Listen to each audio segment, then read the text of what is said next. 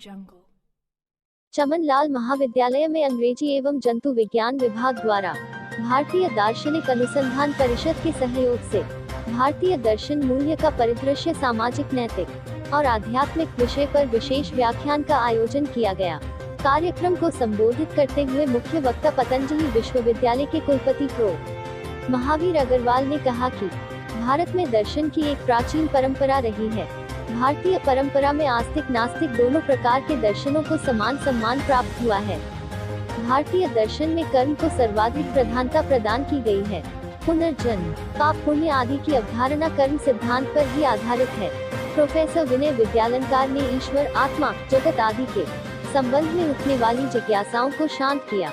उन्होंने कहा कि जगत का निर्माण जीव के कल्याण के लिए किया गया। भारतीय दार्शनिक परंपरा में जीव को जगत की अपेक्षा अधिक महत्व प्रदान किया गया है। उन्होंने कहा कि पूर्व जन्मों में संचित हमारे कर्म भाग्य के रूप में हमारे सामने आते हैं, इसलिए इस जन्म में हमें अच्छे कर्म करने का प्रयास करना चाहिए। डॉक्टर अपर्णा शर्मा ने कहा कि भारतीय दार्शनिक परंपरा से हम सीखते हैं कि अपने विरोधी विचारों का सम्मान करके हम उन्नति को प्राप्त कर सकते हैं। उन्होंने आह्वान किया कि हम अपने विचारों को उदारता प्रदान करते हुए सबको सम्मान दें। प्राचार्य डॉक्टर सुशील उपाध्याय ने भारतीय और पाश्चात्य दर्शन समानता और विषमता से अवगत कराते हुए कहा कि भारतीय दार्शनिक परंपरा विश्व की प्राचीनतम दार्शनिक परंपरा है।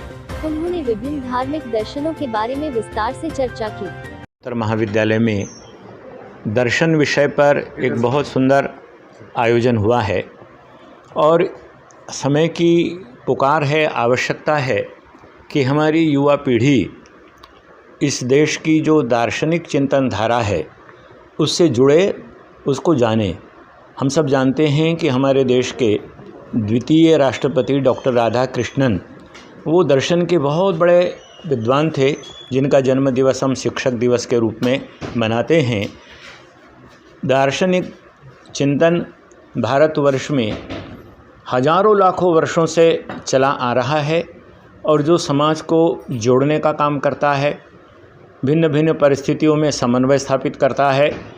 तो समाज में समन्वय दृष्टि का विकास हो और किसी भी प्रकार का वैर विरोध संघर्ष न होते हुए परस्पर सौहार्द से, समन्वय से मिलकर के हम अपने समाज का, अपने देश का उत्थान करें।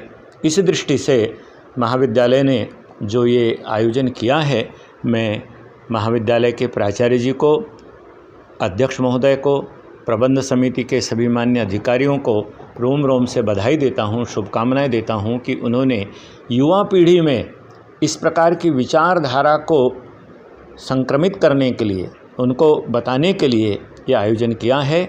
समय समय पर इस प्रकार के आयोजनों की बहुत आवश्यकता है। जो हमारा कार्यक्रम था वो ICPR से स्पॉन्सर्ड था। इस प्रोग्राम में दार्शनिक, एथिकल, कल्चरल वैल्यूज़ के बारे में बच्चों को पता चला कि कैसे हम अपने श्रम को जान सकते हैं। वही हमारा फिलोसफिकल ज्ञान है, वास्तव में वही दार्शनिक ज्ञान है और वही उसका मूल्य है। सीखने को सर इसमें मंथन करने को मिलता है। हम खुद से रियलाइज़ करते हैं कि क्या चीज़ें क्या सही हैं, क्या गलत है। सेल्फ रियलाइजेशन इसमें एक अच्छा सा मोड है जिसमें बच्चा सीखता है कि क्या हम जीवन में कर सकते हैं, क्या सही है। उसकी डिसीजन टेकिंग पावर उसमें इंक्रीज होती है।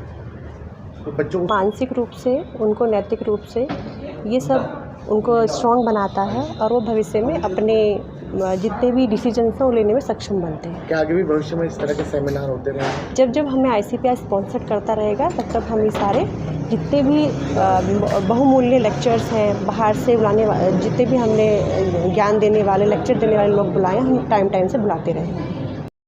भारतीय दार्शनिक परिषद इस तरह के व्याख्यान महाविद्यालयों में आयोजित कराती है और इसका मकसद ये है कि हमारे छात्र उस विषय के विद्वानों से मिल सकें, उनकी बात सुन सकें।